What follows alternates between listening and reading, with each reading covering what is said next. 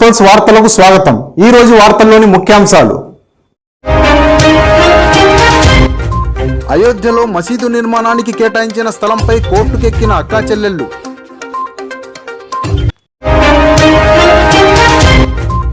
జిల్లాకొక ప్రత్యేక atrocity court, CM Jaganmohan Reddy.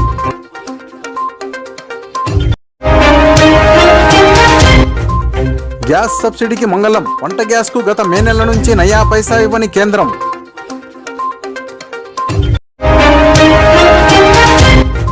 దొడ్డిదారిన ఢిల్లీని పాలించేందుకు కేంద్రం యత్నం. ఢిల్లీ డిప్యూటీ సీఎం సిసోడియా విమర్శ.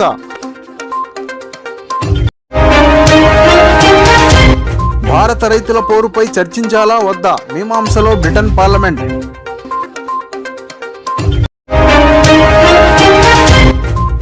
గుంటూరు చిత్తూరు ఏకగ్రీవాలకు ఎన్నికల సంఘం బ్రేక్. జాతీయ రహదారులపై శాంతియుత రాస్తా రోకోలు నిర్వహిస్తాం. రేపు చక్కజాం ప్రకటించిన రాకేష్ టికెట్.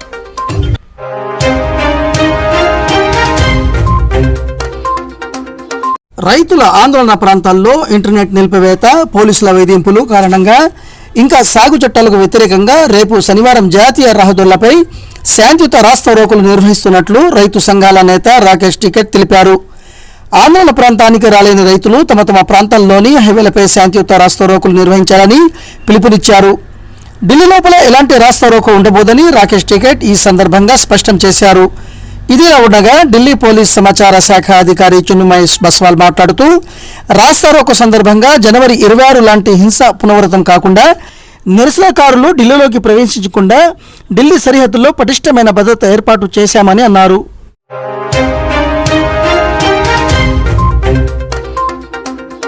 సుప్రీంకోర్టు ఆదేశాల ప్రకారం అయోధ్యలో మసీదు నిర్మాణానికి కేటాయించిన స్థలంపై తాజాగా వివాదం నెలకొంది. ఆ స్థలంపై హక్కులు తమవంటూ ఢిల్లీకి చెందిన ఇద్దరు అక్కా చెల్లెలు గురువారం అలహాబాద్ హైకోర్టును ఆశ్రయించారు. ఈ పిటిషన్పై న్యాయస్థానం ఈ నెల 8న విచారణ చేపట్టే అవకాశం ఉంది. 1947లో దేశ విభజన సమయంలో తమ తండ్రి జ్ఞాన్ చంద్ర పంజాబ్ నుంచి వలస వచ్చి ఫైజాబాద్ జిల్లాలో స్థిరపడ్డారని రాణి కపూర్ అలియాస్ రాణి బలుజా, రమారాణి పంజాబీ అనే ఇద్దరు సోదరిమణులు తమ రిట్ పిటిషన్లో పేర్కొన్నారు. ఆ సమయంలో నాజుల్ డిపార్ట్మెంట్ తమ తండ్రికి ధన్నీపూర్లో 28 ఎకరాల భూమిని 5 ఏళ్ల పాటు కేటాయించారని, అనంతరం ఆయన పేరును రెవెన్యూ రికార్డులో కూడా చేర్చారని కోర్టుకు తెలిపారు. తరువాత తమ తండ్రి పేరును రికార్డుల నుంచి తొలగించారని, దీనిపై ఆయన అయోధ్య అడిషనల్ కమిషన్ను ఆశ్రయించినట్లు చెప్పారు. కన్సాలిడేషన్ చర్యల్లో భాగంగా అధికారి మళ్లీ తమ తండ్రి పేరును తొలగించగా దీనిపై సెటిల్మెంట్ ఆఫీసర్ ముందు అప్పీల్ చేశామని కోర్టుకు తెలిపారు. ఈ పిటిషన్ను అధికారులు పరిగణలోకి తీసుకోకుండా ఈ 28 ఎకరాల్లోని 5 ఎకరాలను మసీదు నిర్మాణానికి కేటాయించారని ఇద్దరు సోదరీమణులు తమ పిటిషన్లో పేర్కొన్నారు. ఈ వివాదం పరిష్కారమయ్యే వరకు భూమిని ఉత్తరప్రదేశ్ సున్నీ సెంట్రల్ వక్ఫ్ బోర్డుకు బదిలీ చేయకుండా అధికారులకు ఆదేశాలు ఇవ్వాలని కోర్టును కోరారు.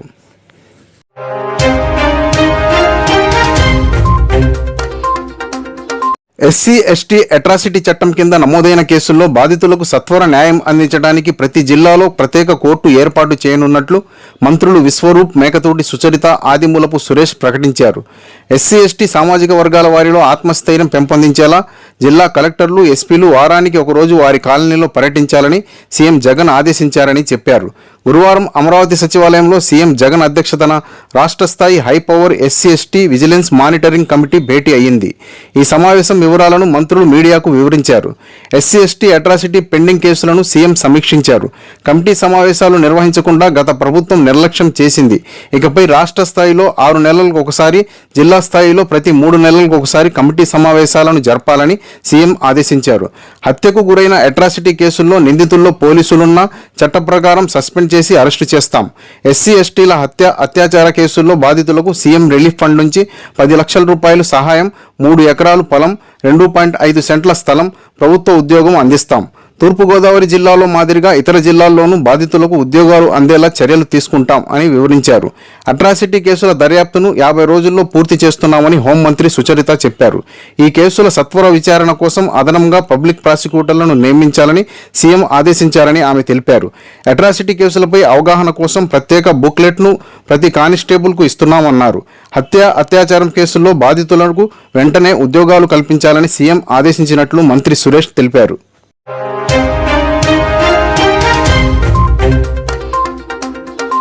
మీకు వంట గ్యాస్ సబ్సిడీ బ్యాంకుల్లో ఎంత పడుతుందో గమనిస్తున్నారా? గత ఏడాది మే నెల నుంచి, అంటే కరోనా సంక్షోభం మొదలైన తర్వాత నుంచి కేవలం ₹40.72 మాత్రమే పడుతుంది. నిజానికి వంట గ్యాస్ ధర పెరిగిన కొద్దీ సబ్సిడీ మొత్తం పెరగాలి. కేంద్రం సిలిండర్ ధర పెంచినప్పుడల్లా పెరిగిన తేడా మొత్తం సబ్సిడీ రూపంలో మన ఖాతాలో పడుతుందన్న భ్రమలో ఉన్నాం. నిజానికి కరోనా రావడానికి ముందు ప్రభుత్వం అలాగే చెల్లించేది. గత మే నుంచి గప్చుప్గా ఆ పద్ధతికి స్వస్తి పలికింది. సిలిండర్ ధర ఎంత ఉన్నా కేవలం ₹40.72 మాత్రమే వేసి చేతులు దులుపుకుంటుంది. 2014-2015లో మోడీ సర్కార్ వంట గ్యాస్ ధరలను మార్కెట్ శక్తులకు వదిలేయాలని నిర్ణయించినప్పుడు ఆ ఏడాదికి ఒక్కో సబ్సిడీ సిలిండర్ మీద ₹563 సబ్సిడీ ఇవ్వాలని నిర్ణయించింది. అప్పట్లో సిలిండర్ ధర ₹1000 పైగానే ఉంది. గత 6 ఏళ్లలో సిలిండర్ రేటుతో పాటు సబ్సిడీ తగ్గిపోతూ ఇప్పుడు ₹40 అయింది. అది కూడా చమురు కంపెనీలే ఇస్తున్నట్లు సమాచారం. అంటే కేంద్రం ఇస్తున్నది 0. ఈ పరిణామాలన్నీ చూస్తే వంట గ్యాస్ సబ్సిడీని కేంద్రం ఎత్తివేసినట్లేనని అంతా భావిస్తున్నారు. గ్యాస్ డీలర్లు, ఆయిల్ మార్కెటింగ్ కంపెనీలకు ప్రభుత్వం ఈ మేరకు స్పష్టత ఇచ్చినట్లు విశ్వసనీయ వర్గాల ద్వారా తెలిసింది. కేంద్రం వంట గ్యాస్ సబ్సిడీకి బడ్జెట్లో కేటాయింపులు పూర్తిగా తగ్గించింది. 2020-21 బడ్జెట్లో ₹40,915 కోట్ల కేటాయింపులు చేశారు. కానీ 2020 ఏప్రిల్ నుంచి ఇంతవరకు నయా పైసా విడుదల చేయలేదు. వినియోగదారులకు సబ్సిడీ ఇవ్వలేదు. ఇక 2021-22 ఆర్థిక సంవత్సరానికి ₹12,995 కోట్ల బడ్జెట్ కేటాయింపులు చేసినట్లు కేంద్ర ఆర్థిక మంత్రి నిర్మలా సీతారామన్ ఈ నెల 1న ప్రకటించారు. కానీ గతేడాది బడ్జెట్ నుంచి నయా పైసా ఇవ్వని కేంద్రం ఈ ఆర్థిక సంవత్సరంలో వినియోగదారులకు ఇస్తుందా అనే గ్యారంటీ ఏమీ లేదు. వచ్చే ఆర్థిక సంవత్సరం నుంచి వంట గ్యాస్ సబ్సిడీ బడ్జెట్లో ఎక్కువ భాగాన్ని ఉజ్వల పథకం కింద పేదలకు కొత్తగా గ్యాస్ కనెక్షన్లు ఇవ్వడానికి వాడతారని సమాచారం. నిన్న మొన్నటి వరకు ఎల్పీజీ సిలిండర్ ధర ₹746.50 ఉండేది. గురువారం నుంచి మరో ₹25 అదనంగా పెరిగి ₹771.50కు చేరింది. ఇందులో కేంద్రం పైసా సబ్సిడీ ఇవ్వటం లేదు. కేవలం ఆయిల్ మార్కెటింగ్ కంపెనీ ఒక్కో సిలిండర్కు ₹40 చొప్పున వినియోగదారుల ఖాతాల్లో జమ చేస్తుంది. అంటే ఒక్కో సిలిండర్ ₹731.50కు వినియోగదారుడు కొనుగోలు చేయాల్సి వస్తుంది. సామాన్య మధ్యతరగతి ప్రజలు దీనిని చాలా భారంగా భావిస్తున్నారు. ఇప్పటికే కిరోసిన్ సబ్సిడీ పూర్తిగా ఎత్తేసిన నేపథ్యంలో గ్యాస్కు కూడా మోడీ మంగళం పాడినట్లేనని భావిస్తున్నారు.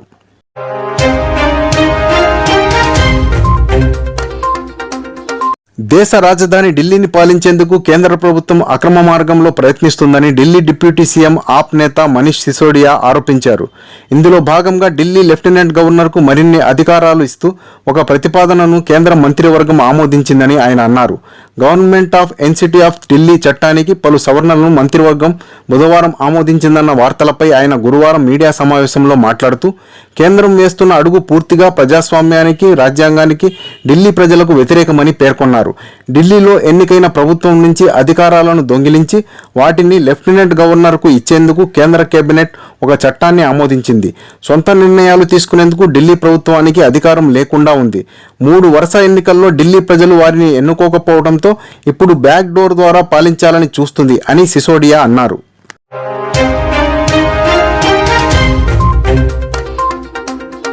భారత్లో నూతన వ్యవసాయ చట్టాలను రద్దు చేయాలని డిమాండ్ చేస్తూ రైతులు సాగిస్తున్న పోరుపై పార్లమెంట్లో చర్చించాలా వద్దా అన్న మీమాంసలో బ్రిటన్ పడింది. 106,000కు పైగా సంతకాలతో కూడిన ఆన్లైన్ పిటిషన్లో భారత్లో రైతాంగ నిరసనలపైన, పత్రికా స్వేచ్ఛపైన జరుగుతున్న దాడుల గురించి ప్రస్తావించారు.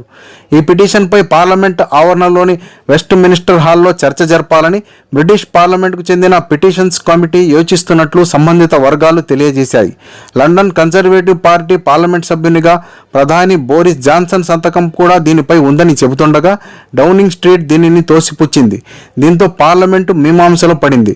రైతుల ఆందోళనలపై విదేశీ నేతల విమర్శలు, వ్యాఖ్యలను అవాంఛనీయమైనవిగా భారత ప్రభుత్వం వాదిస్తుంది. లండన్లో బ్రిటన్ ప్రభుత్వ ప్రతినిధి మాట్లాడుతూ మానవ హక్కుల పరిరక్షణకు, ప్రపంచవ్యాప్తంగా జర్నలిస్టులకు మీడియా స్వేచ్ఛ అనేది చాలా కీలకమైనదని అన్నారు. రైతుల పోరాటాలపై, పత్రికా స్వేచ్ఛపై ఒక ప్రకటన చేయాలని అధికారిక బ్రిటన్ పార్లమెంట్ వెబ్సైట్లో ఉంచిన పిటిషన్ బ్రిటిష్ ప్రభుత్వాన్ని కోరుతుంది.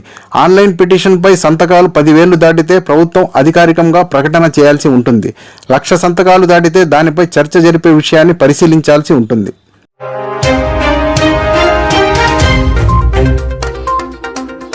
ఏపీ పంచాయతీ ఎన్నికల ఏకగ్రీవాలపై ఎస్సీసీ నిమ్మగడ్డ రమేష్ కుమార్ షాక్ ఇచ్చారు. చిత్తూరు, గుంటూరు జిల్లాల్లో ఏకగ్రీవ ఎన్నికలపై అనుమానం వ్యక్తం చేశారు. సమగ్ర నివేదిక ఇవ్వాలని 2 జిల్లాల కలెక్టర్లను ఎస్సీసీ ఆదేశించారు. నివేదిక ఆధారంగా చర్యలు తీసుకుంటామని, ఆ 2 జిల్లాల్లో ఏకగ్రీవాలను ప్రకటించొద్దని ఆదేశించారు. మిగిలిన 11 జిల్లాలలో ఏకగ్రీవాలు సాధారణంగానే ఉన్నాయన్నారు. మొదటి విడత ఎన్నికల్లో చిత్తూరు జిల్లాలో 110, గుంటూరు జిల్లాలో 67 పంచాయతీలు ఏకగ్రీవం అయ్యాయి. ఏకగ్రీవాలను గుడ్డిగా ఆమోదించొద్దని ఎస్సీసీ చెబుతోంది. మొదటి దశ ఎన్నికల్లో ఎక్కువ ఏకగ్రీవాలు చిత్తూరు, గుంటూరు జిల్లాలో ఉండటంతో ట్విస్ట్ ఇచ్చారు. పంచాయతీ ఎన్నికల తొలి విడత నామినేషన్ల ఉపసంహరణ గడువు గురువారంతో ముగిసింది. రాష్ట్రంలో మొదటి దశలో 3,249 పంచాయతీలకు ఎన్నికలు నిర్వహిస్తుండగా 453 పంచాయతీలు ఏకగ్రీవం అయ్యాయి. టీడీపీ అధినేత చంద్రబాబు నాయుడు సొంత జిల్లా చిత్తూరులో అత్యధికంగా 110 పంచాయతీలు ఏకగ్రీవం అయ్యాయి. రాజధాని అమరావతి ప్రాంతం ఉన్న గుంటూరు జిల్లాలో 67 పంచాయతీలు ఏకగ్రీవం అయ్యాయి. కర్నూలు జిల్లాలో 54, వైఎస్ఆర్ కడప జిల్లాలో 46, శ్రీకాకుళం జిల్లాలో 34, పశ్చిమ గోదావరి జిల్లాలో 40, విశాఖ జిల్లాలో 32, ప్రకాశం జిల్లాలో 16, కృష్ణా జిల్లాలో 20, తూర్పు గోదావరి జిల్లాలో 28 ఏకగ్రీవం అయ్యాయి.